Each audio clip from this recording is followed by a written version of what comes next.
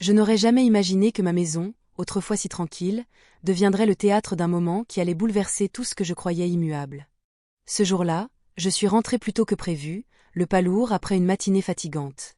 J'avais cette impression étrange que quelque chose clochait depuis quelques semaines, une atmosphère plus froide, des silences inhabituels. Je pensais que c'était simplement la routine qui pesait sur le mariage de ma fille, comme cela arrive parfois.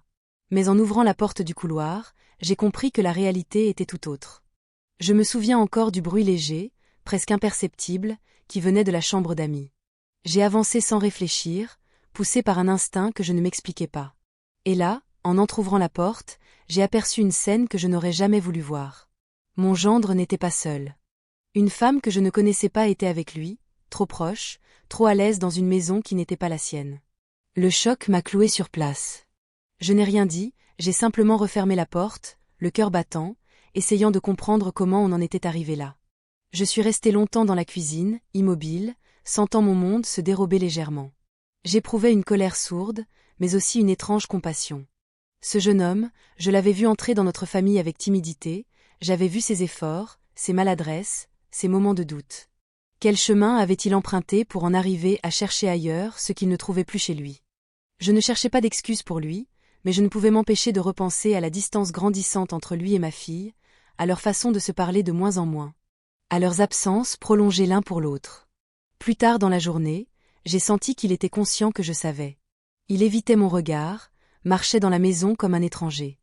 Je l'observais, et quelque chose en moi s'adoucissait malgré la trahison. Peut-être parce que je voyais un homme perdu, pas un monstre. Et au lieu de laisser la colère guider mes pas, j'ai senti la nécessité de comprendre. J'étais étonnée de ma propre calme, comme si l'âge m'avait appris que les catastrophes humaines ne se résolvent jamais dans l'orage, mais dans la clarté. Ce soir-là, alors que la maison s'était vidée et que chacun semblait enfermé dans ses pensées, j'ai repensé à l'image que j'avais vue plus tôt. Elle aurait pu me détruire, me faire exploser, mais elle avait éveillé autre chose en moi. Une curiosité douce, presque maternelle. Je voulais parler avec lui, non pas pour l'accuser, mais pour mettre de la lumière sur ce qui avait été caché trop longtemps. Je savais que cela allait changer nos vies, mais je ne savais pas encore dans quel sens. Je me couchais tard, incapable de dormir. Il y avait dans l'air cette sensation de bascule, comme lorsqu'une porte s'ouvre sur un couloir qu'on n'a jamais exploré. Je ne savais pas ce que j'allais lui dire, ni ce qu'il allait répondre. Je savais seulement que, le lendemain, je mettrais des mots sur ce silence. Et au fond de moi, je pressentais que cette conversation ne serait que le début de quelque chose d'inattendu. Le matin suivant, je me suis réveillée avec cette sensation étrange que quelque chose avait déjà changé avant même que la journée ne commence. J'ai pris mon café plus lentement que d'habitude, comme si je voulais laisser au temps la possibilité de poser les choses à ma place. J'entendais ses pas hésitants dans le couloir, cette manière de marcher en retenant presque sa respiration, comme un enfant qui a commis une faute trop lourde à porter. Je n'avais pas encore trouvé toutes les réponses, mais je savais que les laisser dans l'ombre ne ferait qu'alourdir nos vies davantage. Quand il est finalement entré dans la cuisine, j'ai senti qu'il avait passé une nuit agitée. Son visage était marqué, ses épaules affaissées, et dans son regard il y avait ce mélange de honte et de fatigue que je n'avais vu chez lui qu'après les périodes les plus difficiles de son mariage. Je me suis demandé comment un couple si prometteur avait pu glisser dans un tel état de froideur. Peut-être qu'en avançant dans l'âge, on apprend à reconnaître les fissures longtemps avant qu'elles ne deviennent fractures. Leur distance n'était pas née du jour au lendemain. Elle s'était installée en silence, comme une plante sauvage qui envahit un jardin abandonné. Je me suis assise en face de lui, posant doucement mes mains sur la table, ne cherchant pas la gravité mais la clarté. C'était étrange, presque déroutant, cette absence de colère. Au fond, je n'étais pas en train de juger un acte isolé. Je voyais la détresse derrière. Je voyais un homme qui n'avait plus su comment aimer ni comment être aimé. Et cette lucidité me surprenait moi-même. Je pensais à ma propre jeunesse, à mes erreurs, à mes silences, à ces moments où j'avais manqué de courage pour dire ce que je ressentais vraiment. Peut-être que l'âge nous apprend à tendre la main là où, autrefois, nous aurions fermé la porte. La conversation qui suivit fut longue, douce, presque inattendue. Sans hausser le ton, sans chercher la culpabilité, chacun mettant sur la table ce qu'il portait depuis des mois. Je découvrais des choses que je n'avais jamais imaginées. Leur maison commune était devenue un lieu de tension, leurs regards s'évitaient depuis longtemps, leurs projets s'étaient effondrés un par un. Ma fille, dans son désir d'indépendance et de réussite, avait fermé des pans entiers de sa vie. Lui, de son côté, s'était senti inutile, transparent, puis finalement étranger. Ce n'était pas une justification, bien sûr, mais un constat amer d'une relation qui ne respirait plus. Ce qui m'a le plus troublé, ce n'était pas l'aveu mais la vulnérabilité qu'il laissait apparaître. J'ai senti quelque chose se dissoudre en moi. Une barrière invisible.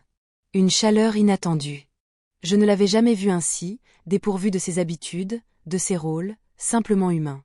Par moments, j'avais presque l'impression qu'il cherchait en moi un refuge qu'il n'avait plus nulle part ailleurs. Je me surprenais à vouloir l'écouter davantage, à vouloir comprendre au-delà des mots, à lui offrir cet espace qu'il n'avait jamais trouvé. Les jours suivants ont glissé avec une douceur étrange. Nous parlions beaucoup, souvent tard. Le ton avait changé. Il y avait, entre nous, quelque chose de nouveau, presque imperceptible mais bien réel.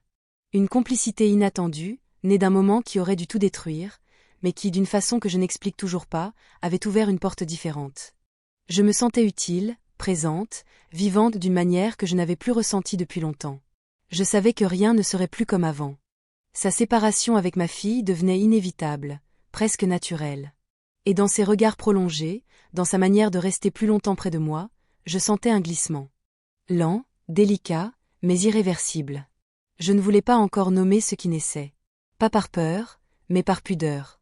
Et peut-être parce que, pour la première fois depuis des années, je me laissais porter par quelque chose de simple.